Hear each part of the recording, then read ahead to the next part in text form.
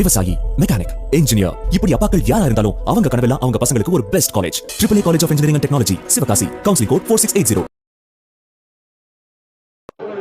தொடர்ந்து சைதாப்பேட்டை தொகுதியில தீவிர வாக்கு சேகரிப்பில் ஈடுபடுறீங்க. மக்களுடைய வரவேற்பு பார்க்கக்கூடிய அதிகமான மக்கள் வந்து எப்படி பாக்குறீங்க? இந்த வெற்றின்றது எப்படி? இல்ல, மாண்புமிகு தமிழ்நாட்டின் முதலமைச்சர்கள் கடந்த 5 ஆண்டுகளில் செய்திருக்கிற சாதனைகளை மக்கள் நினைத்து பார்க்க தொடங்கி இருக்கிறார்கள். அதனுடைய விளைவுதான் போகிற இடங்களில் எல்லாம் அமோக வரவேற்பும் வாழ்த்தும் கிடைத்துக் கொண்டிருக்கிறது. குறிப்பாக இந்த பகுதியை பொறுத்தவரை அடையாற்றின் கரை ஓரம் இருக்கிறோம். இந்த வஉசி பிளாக், கட்டபொம்மன் பிளாக் போன்ற பல்வேறு பகுதிகள் அடையாற்றங்கரையில் ஓரம் இருக்கிற பகுதிகள். மாண்புமிகு முதல்வர் அவர்கள் கடந்த 2 ஆண்டுகளுக்கு முன்னால் அடையாற்றங்கரையை தூர்வாரி தூய்மைப்படுத்தி அழகுபடுத்தும் பணிக்கு 1500 கோடி ரூபாய் நிதி ஒதுக்கீடு செய்து அதற்கான ஒப்பந்தங்கள்லாம் விடப்பட்டிருக்கிறது. மிக விரைவில் பணிகள் தொடங்கப்படவிருக்கிறது. இந்த அடையாறு பொதுவாகவே ஒவ்வொரு நாட்டிற்கும் அந்த நாட்டில் ஓடுகிற ஆறுகளினால் பெயர். சிங்கப்பூருக்கு சிங்கப்பூர் ரிவர், அதேபோல் மாஸ்கோவுக்கு மாஸ்கோ ரிவர், பிராங்க்பர்ட்டுக்கு ரெயின் ரிவர், இப்படி லண்டனுக்கு தேம்ஸ் ரிவர், இப்படி அந்தந்த ஆறுகளினால் அந்த ஊர்களுக்கு பெயர்.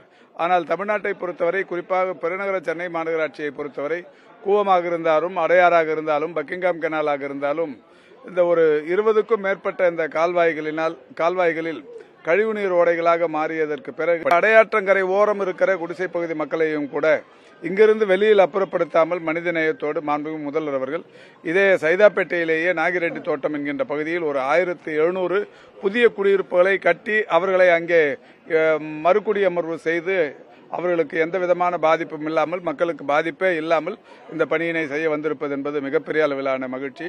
சிங்கப்பூர் ரிவரை கூட அது சரி செய்கிற போது லீக்குவான் அவர்கள் அங்கே இருந்த 400க்கும் மேற்பட்ட இறைச்சி கடைகள், 1000க்கும் மேற்பட்ட டிங்கர் ஷெட்ஸ் போன்ற பல்வேறு அமைப்பினர் பாதிப்புக்குள்ளானார்கள். ஆனால் இங்கே நம்முடைய முதல்வர் அவர்கள் ஒருவருக்கு கூட பாதிப்பு ஏற்படாமல் இந்த பணியை செய்ய முடிவு எடுத்திருப்பது என்பது செய்தி தொகுதி மக்களிடையே மிகப்பெரிய அளவிலான வரவேற்பை பெற்றிருக்கிறது.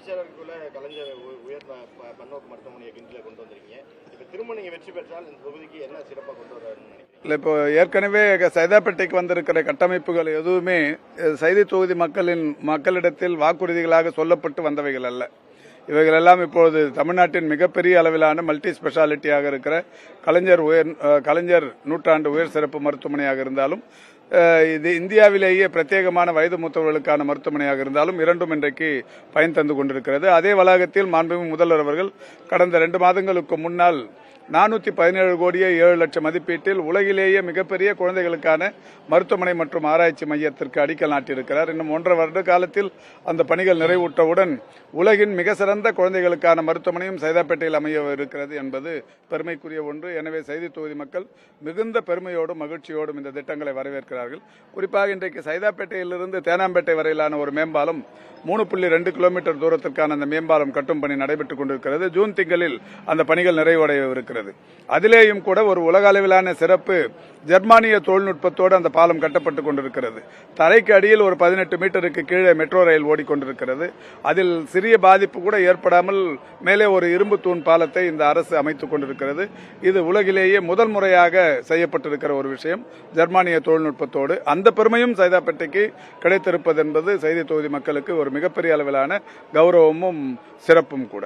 மருத்துவம் மற்றும் சுகாதாரத்துறை அமைச்சராக செயல்பட்டு வரீங்க. முன்னாள் அமைச்சர் விஜயபாஸ்கர் தொடர்ந்து இந்த 5 ஆண்டுகளில் உங்கள் மீது பல விமர்சனம் வச்சாலும் இந்த தேர்தல் நேரத்திலேயும் சுகாதாரத்துறை பற்றி விமர்சனம் தொடர்ந்து வச்சு இல்ல, இப்போ எடப்பாடி பழனிசாமியோ விஜயபாஸ்கரோ இந்த ஆட்சி சிறந்த ஆட்சி, 100க்கு 100% கொடுத்த வாக்குறுதிகளை நிறைவேற்றி விட்டார்கள். இந்தியாவிலேயே இந்த ஆட்சிதான் மற்ற மாநிலங்களுக்கு முன்னுதாரணமாக இருக்கிறது.